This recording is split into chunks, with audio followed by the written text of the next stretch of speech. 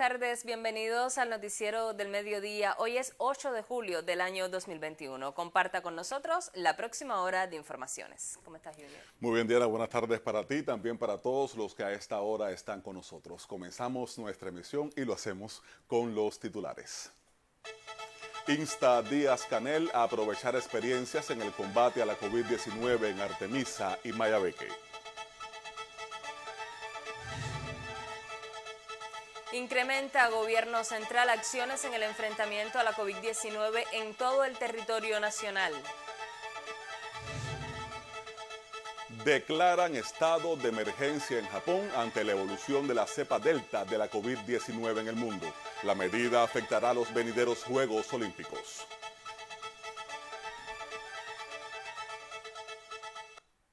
Ya comenzamos con las informaciones. Este jueves continúa por Artemisa el recorrido que encabeza el primer secretario del Comité Central del Partido Comunista de Cuba y presidente de la República, Miguel Díaz-Canel Bermúdez, y el miembro del Buró Político y primer ministro, Manuel Marrero Cruz, para evaluar la situación epidemiológica en las provincias más complicadas del país. El periodista Héctor Martínez nos pone al tanto de lo acontecido en la provincia de Artemisa a través de una llamada telefónica. Sí, muy buenas tardes. La gran complejidad de la situación epidemiológica que hoy vive el país nos convoca a trabajar con valentía, coraje y agresividad. Así lo expresó el primer secretario del Comité Central del Partido Comunista de Cuba y presidente de la República, Miguel Díaz-Canel Bermúdez, quien junto al primer ministro Manuel Marrero Cruz encabezó este jueves un intercambio con las autoridades de la provincia de Artemisa, el séptimo de este tipo que se realiza en los últimos días. Esta occidental provincia reportó entre 15 y 30 casos diarios de COVID-19 hasta el pasado 30 de junio, cuando comenzó un crecimiento sostenido de los contagios que la han convertido en un territorio con una alta complejidad en el combate al SARS-CoV-2. Se conoció que la elevada movilidad de personas y vehículos que ha existido entre Artemisa y las provincias fronterizas, la gran dispersión del virus en el territorio, la circulación de cepas de una alta transmisibilidad y la debilidad de la pesquisa figuran entre las causas que han contribuido al aumento de los casos. El presidente cubano insistió en que, al igual que en otras provincias, en Artemisa, la apertura de nuevos centros de aislamiento recaba el completamiento de su personal médico y para ello se ha convocado a los recién graduados que han dado una muy buena respuesta a ese llamado. Miguel Díaz-Canel llamó a incrementar las capacidades en las unidades de cuidados intensivos para evitar que se vean sobrepasadas por el aumento de los pacientes graves y críticos. A pesar del agotamiento de 16 meses de duro enfrentamiento a la COVID-19, llamó al personal médico a mantener siempre la calidad de la atención a la población y la comprensión de sus problemas. Recordó que para enfrentar este rebrote, el país ha destinado enormes recursos materiales en medio de un recrudecido bloqueo estadounidense que una vez más muestra su crueldad extrema. El mandatario reiteró que el momento actual reclama la solidaridad y la cooperación de todos, llamó a cerrar filas porque somos una nación unida. Miguel Díaz-Canel expresó que el actual panorama es utilizado por los anexionistas y enemigos de la revolución para difamar y calumniar sobre el accionar de todo un pueblo en el combate a la enfermedad y aseguró que no es momento para el desánimo. La fractura que quieren provocar no la van a lograr y la mejor respuesta es seguir trabajando y fortaleciendo los protocolos sanitarios en pos de revertir el complejo escenario que vive el país. El presidente y el primer ministro también encabezaron el encuentro con las autoridades de la provincia de Mayabeque, un territorio que muestra una de las más elevadas tasas de incidencia del país y que al cierre del miércoles reportó 156 nuevos casos positivos a la COVID-19. Espere más información en próximos espacios. Muy buenas tardes.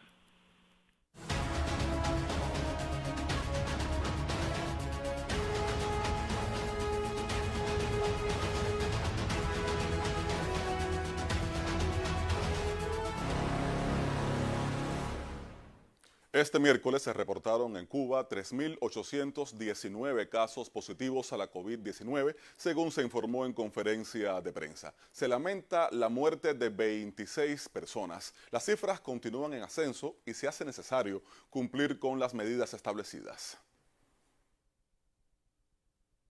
Un nuevo día de lucha contra la COVID-19. Como es costumbre, el doctor Francisco Durán García actualiza información sobre cómo marcha la pandemia en Cuba. Se diagnosticaron la cifra tan elevada de 3.819 personas con COVID-19, 155 más que el día de ayer, y una positividad de las muestras analizadas de un 9,8%. De esta forma, ya en Cuba se han estudiado 5.408.011 muestras para el diagnóstico de la COVID-19 y se han diagnosticado 218.376 personas con COVID-19, lo cual hace que el 4% de todas las muestras analizadas resultaran positivas a la COVID. Al hacer un análisis por provincia, Matanzas sigue teniendo una cifra elevada de casos confirmados. Es hoy el territorio más afectado. En otro momento, el doctor Durán detalló la situación que persiste en las edades pediátricas, pues la cifra de casos positivos sigue siendo elevada en este grupo etario. Muy elevada la cifra en edades pediátricas de 721, que es el 18,8%. Y de esta forma ya se acumulan 30.985 pacientes en edades pediátricas diagnosticados en nuestro país. Hoy se acumulan 167 eventos activos en todo el país. Cuba, hoy con 218.396 pacientes diagnosticados con la enfermedad, mantiene ingresado, como ya yo dije, la cifra más elevada de casos activos. 21.091, el 9,7% de todos los diagnosticados en nuestro país. De estos 21.091, 20.918, o sea el 99,2%, con una evolución clínica estable. Lamentamos al inicio de la conferencia la información sobre las 26 personas que fallecieron con la enfermedad y reiteramos nuestras condolencias a sus familiares y amistades, y de esta forma Cuba ya con 1.431 fallecidos, una letalidad de 0,65%, que ya ni me atrevo a decir que es inferior al mundo y a las Américas, porque realmente lo es, pero que de todas formas para los cubanos y para los que trabajamos para lograr mejores indicadores es extremadamente elevada. Toda autorresponsabilidad es poca en esos tiempos de pandemia. Se necesita de mucho más cuidado. La prevención es indispensable para minimizar contagios. Vanay Suárez, Sistema Informativo de la Televisión Cubana. Ante la compleja situación epidemiológica que vive la provincia de Matanzas, las autoridades adoptan medidas más rigurosas para controlar la alta transmisión comunitaria que existe en el territorio. El miembro del Buró Político y secretario de Organización y Política de Cuadros del Comité Central del Partido Comunista de Cuba, Roberto Morales Ojeda, miembros del Grupo Temporal Nacional de Trabajo para el Enfrentamiento a la COVID-19 y autoridades del territorio analizaron la situación de la provincia de Matanzas. Yo creo que lo más importante, más que el número, más que la propia información que podamos brindar, es que no se nos quede un solo caso con la epidemiología que hay aquí, con la clínica y con un test positivo sin ingresar. Yo creo que ahí está el reto que hoy tiene la provincia. Y que desde el primer momento iniciemos el esquema de tratamiento que está protocolizado. Es con nasalferón, es con Fujinsa, es con lo que lleve, según la comorbilidad que tenga y la evaluación que pueda realizar los médicos. En un primer momento, los directivos chequearon el restablecimiento de la electricidad y servicios hidráulicos tras el paso de la tormenta tropical Elsa. De igual forma, examinaron el contexto epidemiológico del territorio. Respecto a este tema, Morales Ojeda recalcó que ningún caso positivo puede permanecer en su vivienda sin atención médica. Insistió en la adopción de medidas organizativas que respondan a la situación actual. La vacuna nos da títulos anticuerpos y neutralizantes unidos a las medidas higiénico-sanitarias, que es lo que nos evita que las personas se nos enfermen y que después no transmitan la enfermedad. Que no basta solo con tener las 3 dosis. Incluso ahora hay evidencia que los títulos de anticuerpos y de neutralizantes, las cifras más elevadas es a partir del día 55. Ya no es ni del 45. Y algunos están planteando entre el 55 y el 70 días después de la primera dosis de inmunización. Por lo tanto, hay quien se inmunizó ahora incluso con las 3 dosis, pero terminó antier. El viceprimer ministro Jorge Luis Tapia Fonseca se refirió a la automatización de la base de datos para la constancia real de las capacidades y positivos. Recalcó la participación de los estudiantes de medicina para identificar a todas las personas sin asistencia médica, así como la integración de los factores de la comunidad. Se acordó la recogida de los positivos en los consultorios por consejos populares. Las autoridades se interesaron por la producción de alimentos y la situación de las viviendas y las escuelas. Desde Matanzas, Lisania Laosayanes, Sistema Informativo de la Televisión Cubana. También conocimos que el Grupo Temporal de Trabajo de La Habana para el enfrentamiento a la COVID-19 analizó la situación epidemiológica de la capital y puntualizó las acciones adoptadas ante el paso de ELSA por el territorio. En la reunión revisaron las medidas de control epidemiológico para mantener la estabilidad sanitaria de la capital. El Grupo de Trabajo Temporal de La Habana para el enfrentamiento a la enfermedad, que no solo azota a Cuba, puntualizó los pasos organizativos que se dan para continuar con el combate a la pandemia. En la primera parte de la reunión se reconoció la organización y disciplina desempeñada por los capitalinos ante el paso de ELSA por el territorio. En el encuentro trascendió que aunque la tendencia de La Habana era de un positivo decrecimiento en el número de contagios en las últimas semanas, desde hace 2 días se reportan altas cifras. Es por ello que no se debe descuidar los protocolos establecidos para frenar el SARS-CoV-2. En la sesión de trabajo se destacaron las acciones que se realizan para garantizar las condiciones en todos los hospitales e instituciones destinadas a los pacientes confirmados con la enfermedad de la COVID-19. Reforzar el trabajo con la población para elevar la percepción de riesgo es tarea vital. Las máximas autoridades de la capital reiteraron que los candidatos vacunales solos no pondrán fin a la transmisión de la COVID-19.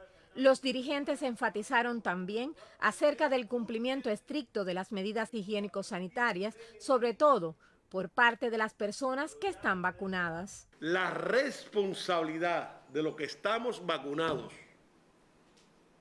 con nuestra familia, con nuestros niños, nuestros ancianos enfermos que no se han vacunado porque tienen una enfermedad X, las embarazadas,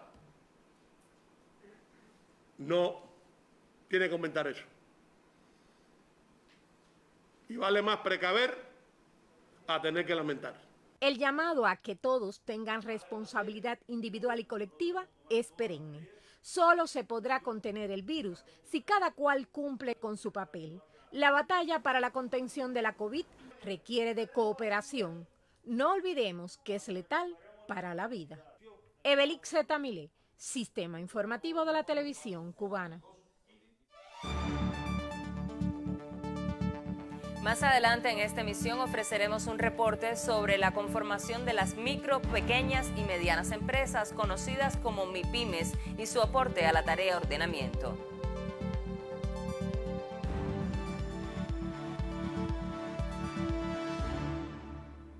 La misión Milagro Diana refuerza hoy el propósito humanitario de devolver la vista a miles de pacientes afectados con diversos padecimientos oftalmológicos en Venezuela a 17 años de la creación de ese programa de salud.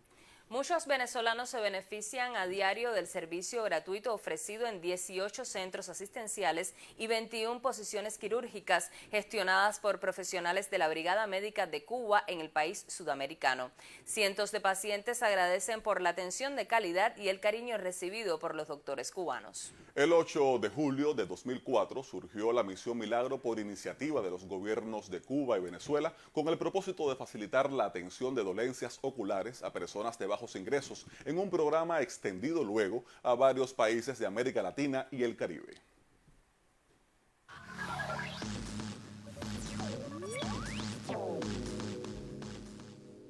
Buenas tardes, vamos a comenzar este segmento en Haití. El primer ministro nombrado, Ariel Henry, descartó que su antecesor, Claude Joseph, continúe en el puesto, lo cual podría generar una crisis gubernamental. Mientras tanto, se conoció que el presidente Jovenel Moïse recibió 12 impactos de bala durante el ataque que acabó con su vida el miércoles, según afirmó el juez de paz encargado del informe forense.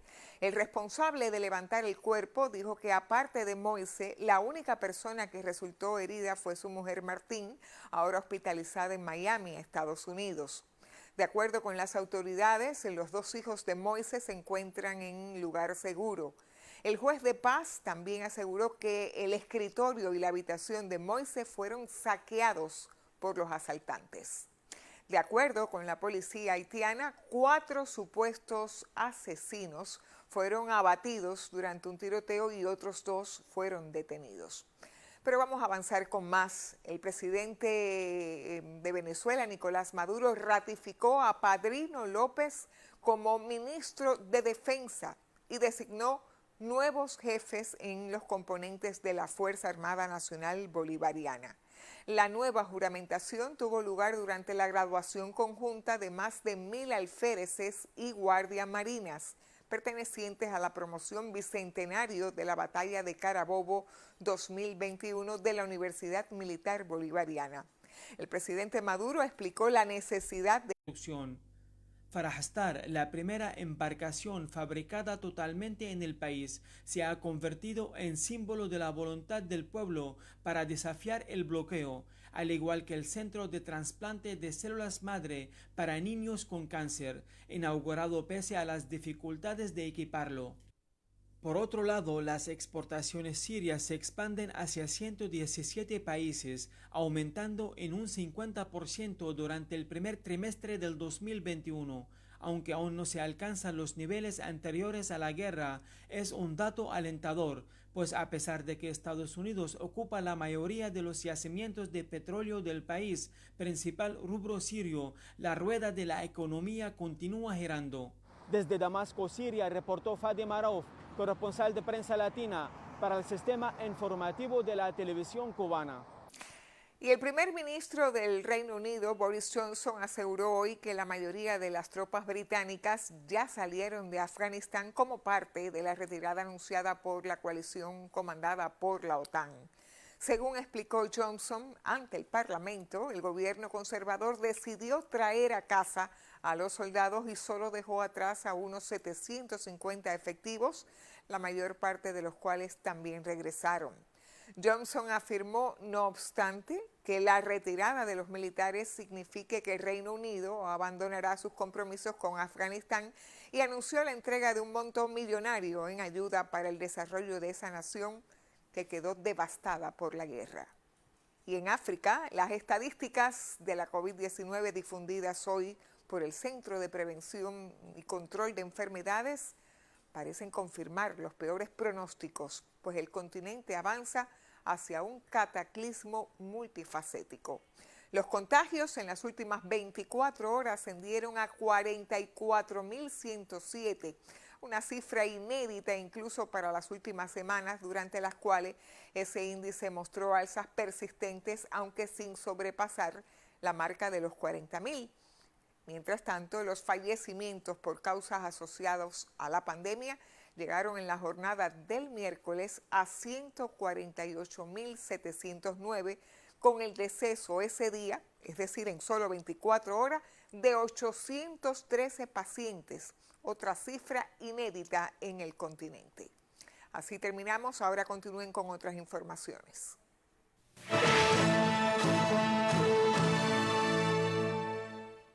Retomamos el acontecer nacional. Inundaciones en áreas agrícolas de los municipios de Aguada de Pasajeros y Abreus se notifican en Cienfuegos tras el paso de Elsa. Arroz y plátano son preliminarmente los cultivos que más recibieron el impacto de las intensas precipitaciones, según evaluaron las principales autoridades del partido y el gobierno de esa provincia. No es la primera vez que un organismo tropical desborda las aguas sobre el camino del Guanal. Sucedió en la tormenta tropical ETA cuando estaba a punto de cosecha el arroz. Elsa lo repite inundando las tierras de 12 campesinos en la cooperativa de créditos y servicios Félix Edén Aguada, en el municipio más occidental de la provincia, donde recién comenzaba la siembra de primavera. El escurrimiento de varias áreas como 1 de Mayo, Real Campiña, que todas esas aguas escurren hasta esta planicie de arrocera. Están afectadas 50 hectáreas recién sembradas en esta campaña. Se traduce a una afectación por inundación, que todavía es muy rápido decir que realmente están perdidas y que están afectadas. Tenemos que ver la rapidez con que se drene el agua. La evolución de los próximos días permitirá valorar las pérdidas en este macizo del cultivo en Aguada de Pasajeros. También en las plantaciones de San Rafael, en la empresa agropecuaria Horquita de Abreus, donde autoridades de la agricultura, el partido y el gobierno estimaron daños preliminares en 70 de las 300 hectáreas sembradas. Lo importante ahora es cosechar todo lo que se puede cosechar, ponerlo en posición de la población, recuperar las máquinas de riego, poderlo incorporando a su estado técnico activo en el menor tiempo posible. Por otro lado, tendremos las casas de cultivo, que se bajaron todos los techos, como las 36 casas de cultivo en módulo. Hay 8 que tenemos los semilleros que se pudieron salvar. Sin afectaciones en la ganadería, otro de sus rubros importantes, como la malanga, a los que mayoritariamente beneficiaron las precipitaciones de Elsa, en los plátanos de San Rafael, como en los diques de arroz del Guanal, se espera el oreo de los campos para emprender la resiembra y cuantificar el daño económico de Elsa. Desde Cienfuegos, Ismari Barcia, Sistema Informativo de la Televisión Cubana.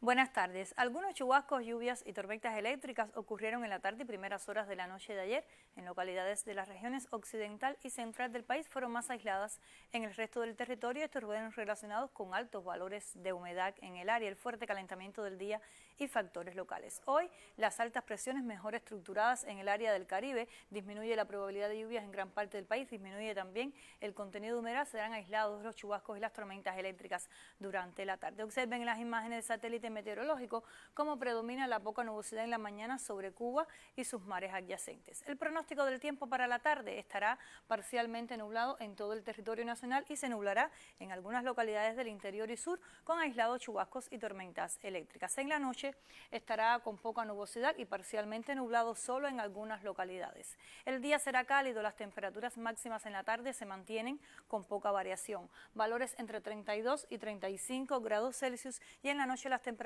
con poco cambio, valores entre 24 y 27 grados Celsius. Los vientos serán variables débiles, excepto en zonas de la costa norte, donde soplarán del este entre 10 y 25 kilómetros por hora. Habrá marejadas en la costa norte oriental y poco oleaje en el resto de las costas. En resumen, para hoy, un día cálido con aislados chubascos y tormentas eléctricas, principalmente en zonas del interior y sur del país. Eso es todo en cuanto a la información meteorológica. Tengan todos feliz tarde y hasta mañana.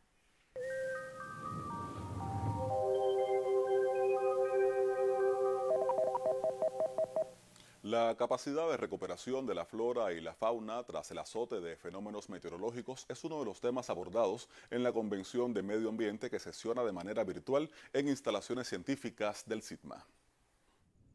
Aún las bandas de lluvia de Elsa expanden su influencia por parte del territorio nacional y aquí en esta sala sesiona ya la 13ª Convención Internacional de Medio Ambiente y Desarrollo. Es precisamente un evento que amplía los conocimientos científicos para enfrentar fenómenos meteorológicos asociados al cambio climático, entre otras temáticas relacionadas con el desarrollo sostenible. Somos 22 centros en todo el país que todos han estado vinculados y están trabajando para esta convención.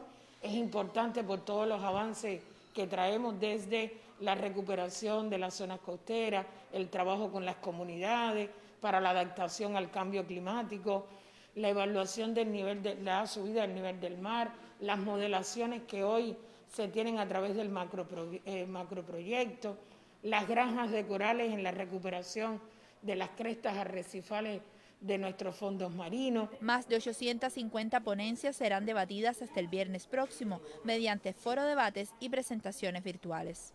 Una conferencia también importante sobre los manglares y los humedales en Cuba, que como archipiélago es uno de los ecosistemas y de las zonas también de gran importancia. Estará con una conferencia magistral y estaremos cerrando el viernes con una conferencia impartida por el viceministro Armando Rodríguez del SIGMA, que estará abordando los elementos también de la ciencia, la tecnología y la innovación y sus nuevos retos. Cuba muestra los resultados de la Tarea Vida, programa que busca la recuperación de las playas y zonas costeras, la protección de la flora y la fauna, aspectos que complementan el objeto de los centros de investigación vinculados al medio ambiente, cuyos resultados acompañan la gestión gubernamental y la toma de decisiones. Lisandra Sesto, Sistema Informativo de la Televisión Cubana. Cuba propuso la creación de un documento base para estructurar posiciones comunes en temas ambientales de cara a la próxima Conferencia de Naciones Unidas sobre Cambio Climático COP26. De acuerdo con la ministra de Ciencia, Tecnología y Medio Ambiente de la Nación Antillana, Elba Rosa Pérez Montoya, la coordinación que permite la Alianza Bolivariana para los Pueblos de Nuestra América, Tratado de Comercio de los Pueblos, resulta conveniente para el cumplimiento de los objetivos de desarrollo sostenible de los países del continente, dada la importancia de las alianzas e integración para tales propósitos.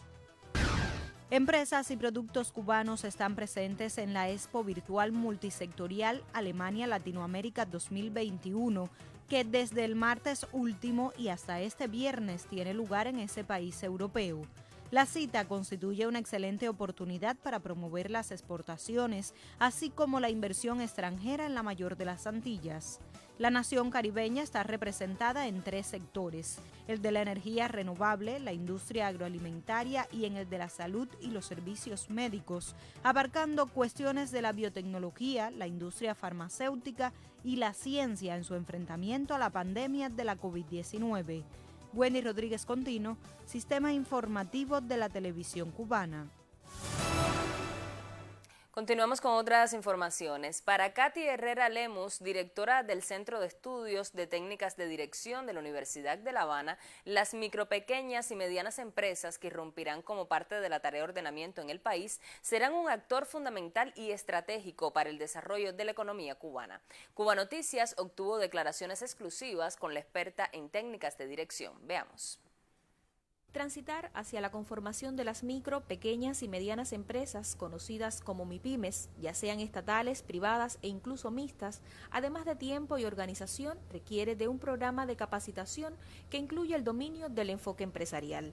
Y el Centro de Estudios de Técnica de Dirección, en ese contexto, lo que facilita a estas micros y pequeñas empresas es la asesoría, es la preparación en los temas de gestión y en el conjunto de habilidades que también hoy son importantes poseer para poder lograr los objetivos que las organizaciones pretenden.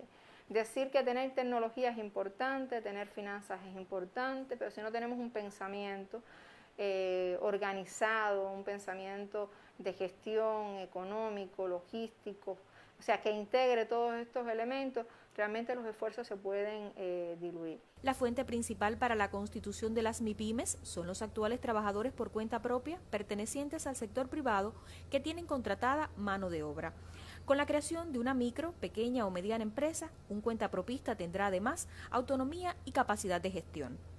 Significa atender un segmento que hay que preparar desde el enfoque empresarial, desde las proyecciones estratégicas que esos negocios han de tener, cómo se insertan en una economía no solo a nivel nacional, sino también en conexión con el mundo a partir de los insumos, a partir del escalamiento que puedan desarrollar. Hoy ya se están hablando de algunas exportaciones, pero realmente eso es un reto importante que tiene este tipo de organizaciones, porque no es menos cierto que en los estudios desde el punto de vista estadístico son las organizaciones que mayor mortalidad tienen, o sea, surgen y desaparecen con mayor frecuencia. Por lo tanto, para poder arraigarlas, para poderlas insertar y que cumplan realmente la función, requieren una preparación que rompe el pensamiento familiar y que va a un pensamiento de la ciencia de la administración. Las MIPYMES se conciben con vida propia, una estructura, un papel que jugar en la economía, innovación y en el aporte a nuestro modelo económico. Hoy detrás de ellos hay toda una estructura, hay todo un proceso, hay todo un diseño organizacional que pasa a ser reconocido, que pasa a ser visible, sin contar que, claro, desde el punto de vista financiero, la banca, los fomentos a este tipo de actividad, los apoyos para los primeros años resultan vitales. Cuba incorpora nuevos actores a su escenario económico, una transformación que apenas comienza y busca experiencias en referentes internacionales acerca de las regulaciones y marco institucional, así como en la academia, con aportes y estudios importantes. Valia Martínez San, Sistema Informativo de la Televisión Cubana.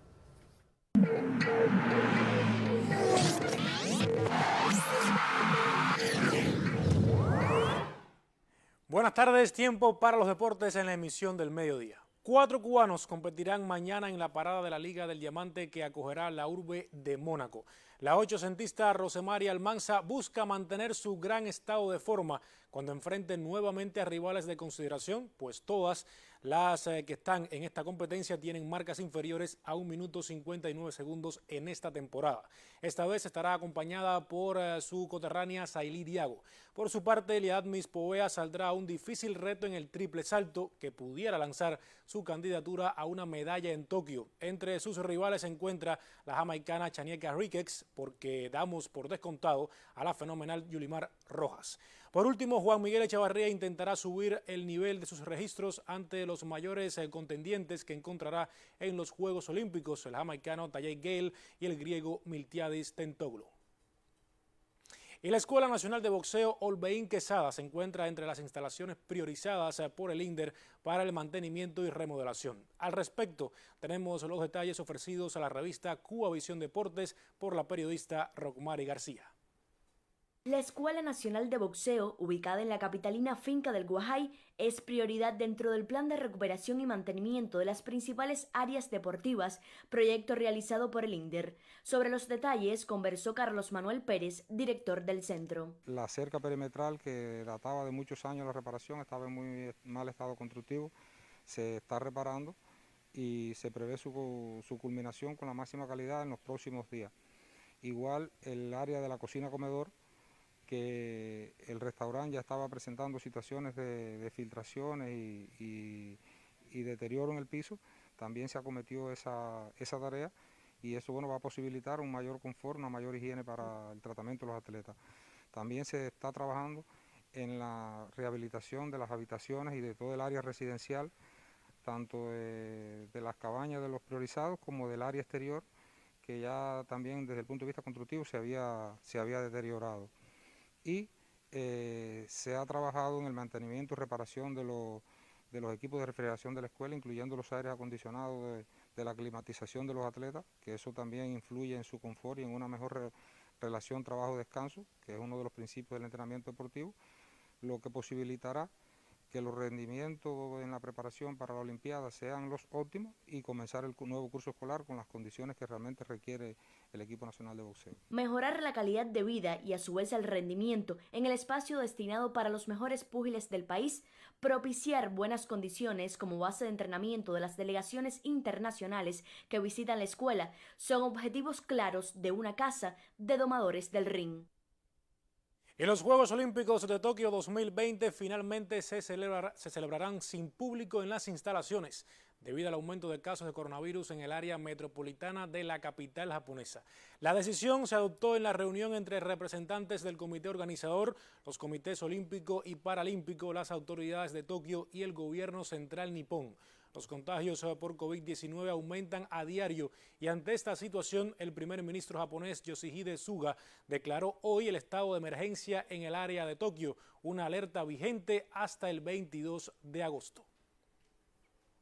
Y el próximo domingo a las 3 de la tarde, Italia e Inglaterra disputarán el título de la Eurocopa de Naciones. Los ingleses vencieron este miércoles 2-1 a Dinamarca y jugarán la primera final en 55 años desde el Mundial de 1966. Y hoy también es noticia que el defensor español Sergio Ramos fichó oficialmente por el Paris Saint-Germain francés hasta 2023. Tenista australiana Ashley Barty avanza a gran final del Grand Slam de Wimbledon luego de vencer en semis a Angelique Kerber. Shohei Ohtani impone récord de jonrones para un pelotero japonés en una temporada de las Grandes Ligas con 32. Así concluye el tiempo para los deportes en la emisión del mediodía. Tenga una excelente jornada y mantenga la sintonía junto a Diana y Junior. Muy buenas tardes. También para ti, Álvaro. Y precisamente como nos comentaba nuestro colega Álvaro Álvarez, el primer ministro de Japón, Suga Yoshihide, declaró que se aplicará el estado de emergencia hasta el próximo 22 de agosto, producto de una nueva oleada de la COVID-19 en varias partes del mundo. Con más información sobre este tema, nuestra colega Karina del Valle. El miembro del gabinete responsable de las medidas de COVID-19, Nishimura Yasutoshi, declaró en rueda de prensa que la aplicación del estado de emergencia coincide con el periodo del 23 de julio y el 8 de agosto, cuando se organizarán los Juegos Olímpicos que no contarán con la presencia de los espectadores. A solo 2 semanas de la ceremonia inaugural, las infecciones aumentan en la capital japonesa, concretamente las contaminaciones por la variante Delta. Mientras Rusia ya confirmó la presencia de esa variante del coronavirus en su territorio, el país enfrenta una difícil situación epidemiológica esta semana al registrar 24.000 nuevos casos de COVID-19 en un solo día y unas 150.000 personas se encuentran hospitalizadas. Entre tanto, Francia también está preocupada ante el riesgo de una cuarta ola por la circulación de la nueva variante. El gobierno galo desaconseja a sus ciudadanos que reserven vacaciones en España y Portugal por la explosión de contagios en estos dos países que están entre sus principales destinos turísticos y estudia aplicar medidas de restricción a los viajes. Precisamente en Portugal, la mutación Delta representa el 70% de los enfermos. Por su parte, el secretario general de la ONU, Antonio Guterres, lamentó que el mundo sufra hoy otro hito sombrío de la pandemia de COVID-19 al alcanzarse 4 millones de muertes debido a esa enfermedad. Según destacó Guterres, el mundo necesita un plan mundial para duplicar la producción de las vacunas y asegurar su distribución equitativa. Karina del Valle, Sistema Informativo de la Televisión Cubana.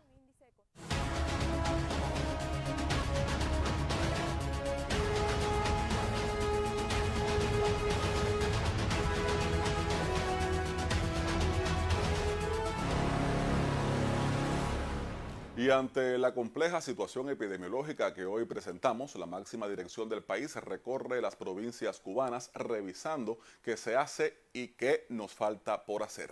Pinar del Río es de los territorios que mantiene una situación desfavorable asociada a la COVID-19. En los últimos días allí se incrementan los casos positivos, por lo que se adoptan medidas sanitarias extremas. El grupo de trabajo temporal para enfrentar la pandemia y la comisión gubernamental que encabeza el viceprimer ministro Alejandro Gil evalúan el trabajo en los municipios de mayor incidencia de la enfermedad. A partir de la compleja situación epidemiológica que presenta la provincia de Pinar del Río, el Grupo Temporal de Trabajo para enfrentar la COVID-19, de conjunto con la comisión gubernamental que encabeza el viceprimer ministro Alejandro Gil Fernández, evalúa en los municipios con mayor número de contagios la eficacia de las medidas que se ponen en práctica.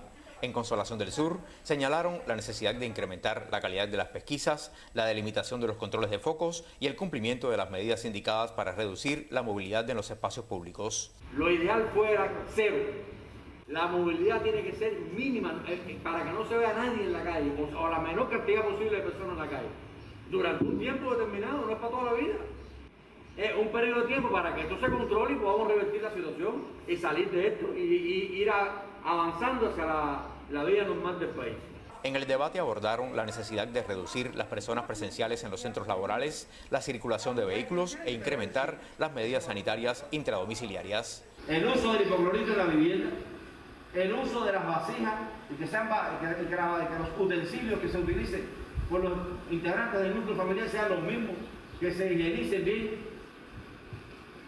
El nasobuco, en la medida de lo posible, entre la vivienda ahora mismo se hace necesario, compañeros, porque estamos en transmisión comunitaria.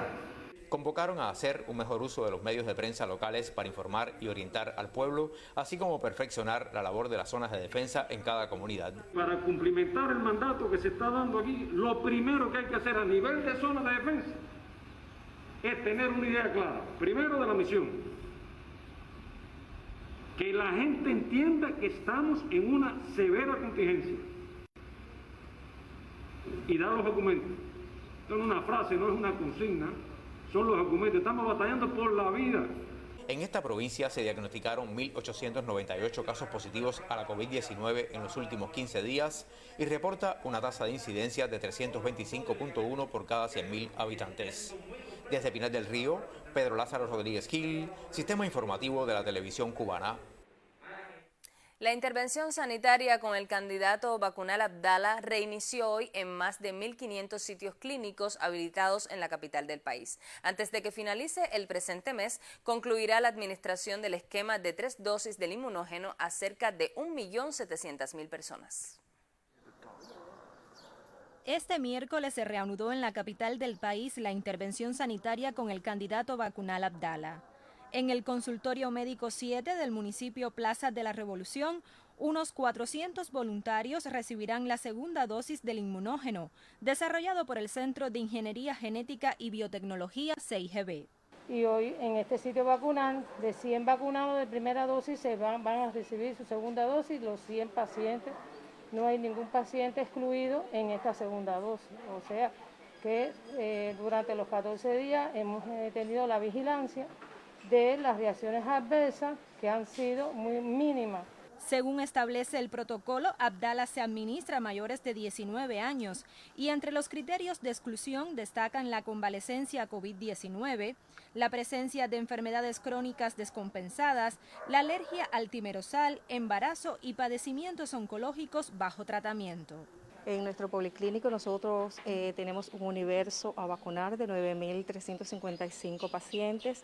De ello, en la primera etapa, en la primera dosis de este proceso de intervención, se vacunaron 7.940 sujetos, ya que muchos de ellos participaron en el estudio de intervención de Soberana. Aunque el paso de la tormenta tropical Elsa retrasó 48 horas el inicio del actual ciclo de la intervención, ello no afecta el esquema de vacunación. De los 3 municipios, Arroyo, Boyero y El Cotorro, prácticamente 471 sitios clínicos hoy están trabajando y 1.077 en el resto de los otros 8 municipios que están en segunda y tercera dosis de la vacunación en la capital.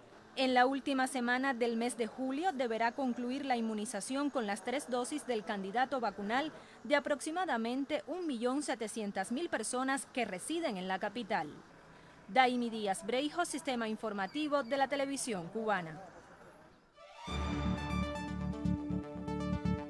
En los minutos finales de este noticiero ofreceremos detalles de la estrategia diseñada por Encomed que ante el paso de la tormenta tropical Elsa permitió asegurar la integridad de los medicamentos y de los candidatos vacunales que intervienen en el enfrentamiento a la COVID-19.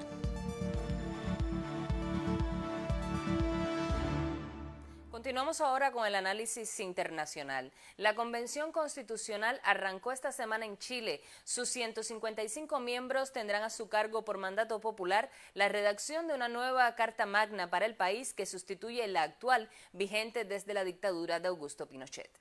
Este proceso, Diana, es el gran triunfo de un ejercicio de rebelión ciudadana que puso en jaque al gobierno de Sebastián Piñera, a quien solo le restan, decíamos, unos 8 meses de su muy criticada gestión. Con este análisis sobre el tema, la periodista Anilda Torres.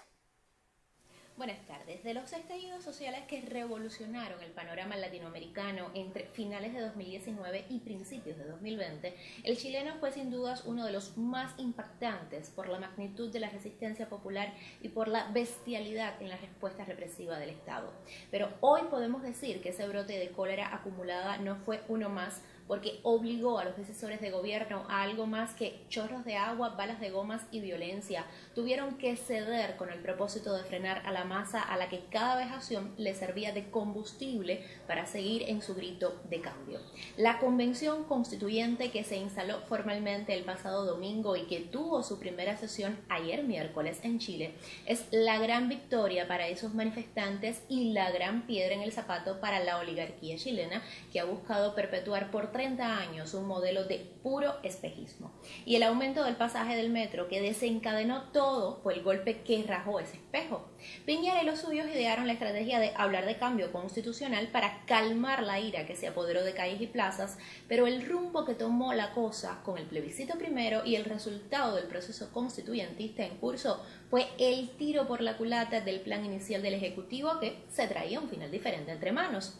Ahora no hay vuelta atrás, pues para rematar, la composición de esta llamada convención, para no decirle asamblea, porque eso suena demasiado izquierdista para el gusto del conservadurismo chileno, es un verdadero cóctel mucho más social que político, donde los partidos acostumbrados a gobernar están en minoría y priman los llamados independientes, pero con marcado acento progresista.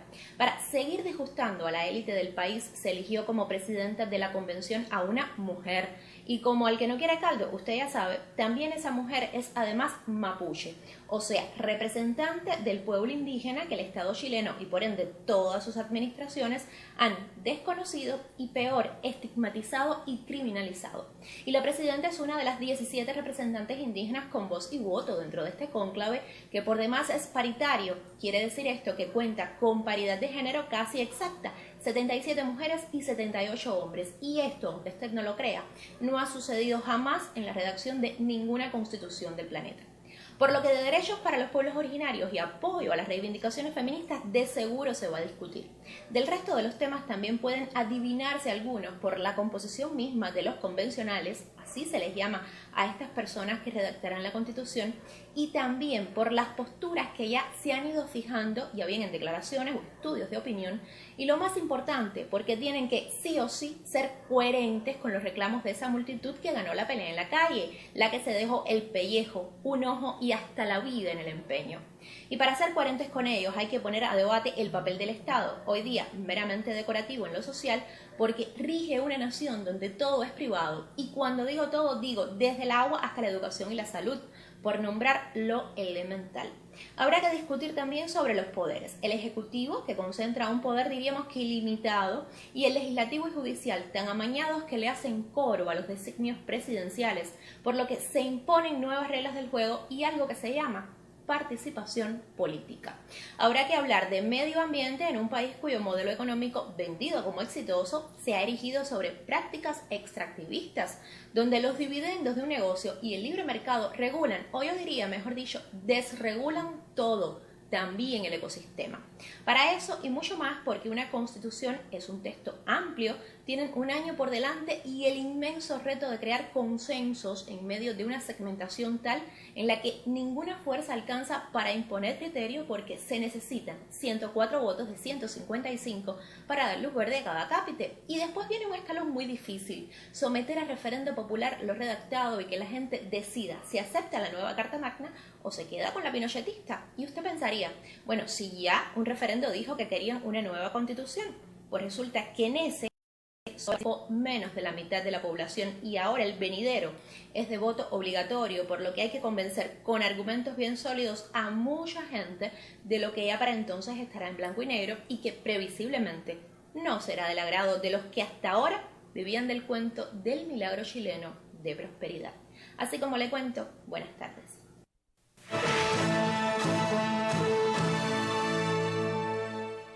Durante el último mes, los centros educativos de la primera infancia se han incorporado a la lucha contra la COVID-19. Sus colectivos asumen las labores y contribuyen con la recuperación de los niños aislados y sus familias. La obra humana de educar toma nuevas dimensiones en tiempos de pandemia.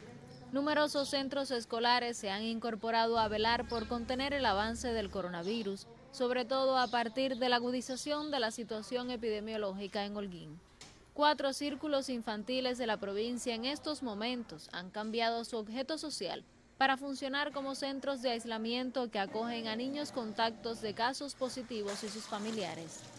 Sus trabajadores asumen las labores de higienización, atención a los pacientes, elaboración de alimentos, lavandería y toda actividad que requiera de su colaboración. Tenemos una capacidad de 18 personas y entonces organizamos los turnos de trabajo de manera rotativa, de 12 a 12. El personal que trabaja hoy descansa 2 días y entonces se incorpora el resto del personal, organizados en 4 grupos de 10 personas.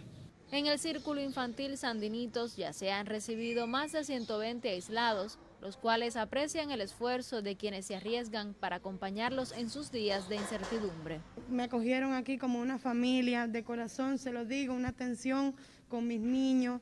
La seño enseguida me los atendió, me los motivó porque estaban como ansiosos, me les dieron crayola para que pintara hojas. Aún con el temor al contagio y el cansancio por las largas jornadas, el regalo de las sonrisas y el agradecimiento es el mayor premio a su contribución. como estamos acostumbrados a trabajar con nuestros niños, le dimos la bienvenida, le buscamos juguetes, plastilinas, crayolas para hacer de la estancia de esos pequeños algo más llevadero y bonito aquí en nuestra institución. Desde Holguín, Claudia Maracruz, Sistema Informativo de la Televisión Cubana.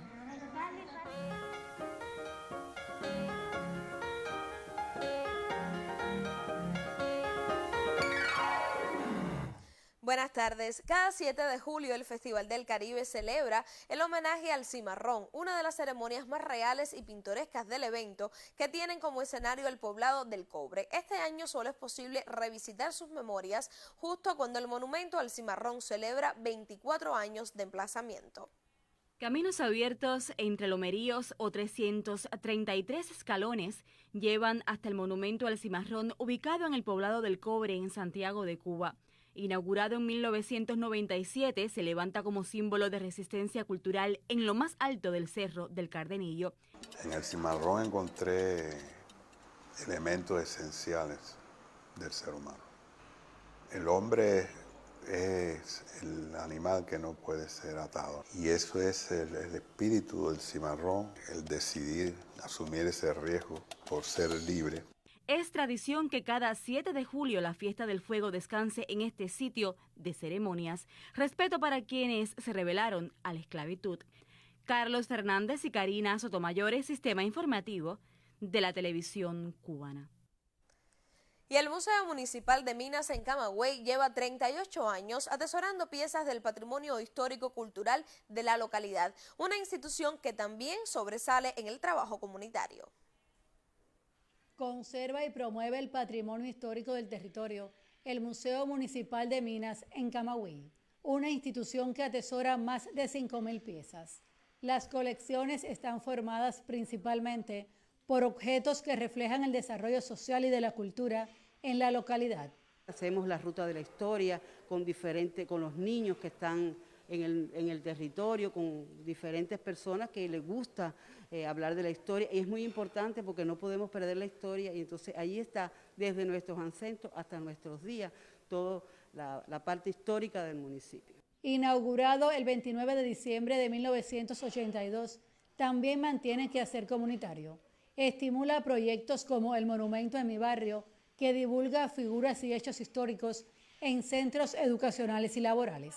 Acoge 5 salas permanentes y una transitoria, entre ellas la de arqueología, etnología campesina, arte y la de imagen, ambientada con cámaras fotográficas de varios modelos, proyectores, equipos de video y televisión. Otro de los espacios del inmueble se dedica a la medicina, vinculada a un destacado médico local, quien sobresalió por su atención a los más necesitados. El Museo Municipal de Minas, con 38 años de fundado, exhibe piezas de diferentes temáticas. Su colectivo preserva, investiga y educa a los públicos sobre el conocimiento de bienes culturales de la localidad y su historia. En Camagüey, Aimea Marigos, Sistema Informativo de la Televisión Cubana. Y hoy recordamos a Adolfo Alfonso, poeta, improvisador e intérprete de los géneros campesinos, quien naciera un 8 de julio de 1924 en Melena del Sur. Comenzó a cantar tangos a los 14 años, hasta que encontró su verdadera vocación al escuchar una controversia entre Angelito Valiente y el indio Naborí. Participó en diferentes programas en las emisoras CMBF, CMQ, Unión Radio y 1010, donde trabajó con Justo Vega, quien sería su pareja de controversias durante un cuarto de siglo. El dúo hizo época desde los años fundacionales en el programa Palmas y Cañas. Su estilo de interpretación de la música campesina, su jocosidad, su nivel de improvisación y la calidad de sus décimas le hicieron merecedor de una gran popularidad. Al morir en el 2012, había recibido el Premio Nacional de la Música y diversas condecoraciones, como la Orden Félix Varela de primer grado y la Distinción por la Cultura Nacional. Loli Esteves, Sistema Informativo. Así me despido por hoy. Muy buenas tardes. Muy buenas tardes también para ti, Claudia. Una estrategia bien diseñada por la empresa comercializadora y distribuidora de medicamentos Encomed permitió asegurar la integridad de los productos y evitar pérdidas materiales y humanas en las droguerías y demás instalaciones del país como consecuencia de la tormenta tropical Elsa. Se garantizó además que llegaran a feliz destino los candidatos vacunales y los medicamentos para la COVID-19 y otras emergencias de salud.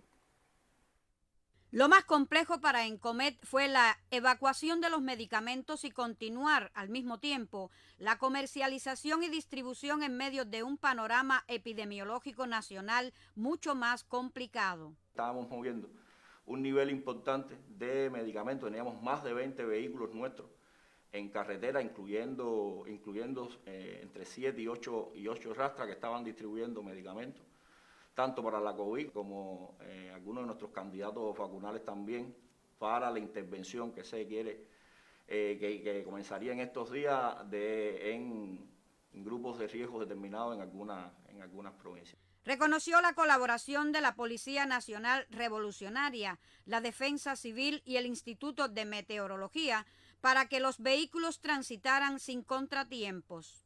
Prácticamente todo lo que se estaba moviendo era con un nivel de urgencia bastante elevado. El sábado estuvimos extrayendo de los laboratorios productos como el Nazarferón, que era importante tenerlos en cada uno de los territorios y para poder llegar hasta la provincia de Ciudad Ávila, por ejemplo, ya con el avance de la tormenta tropical. No hubo pérdidas humanas ni materiales que lamentar en ninguna de las droguerías e instalaciones de la empresa.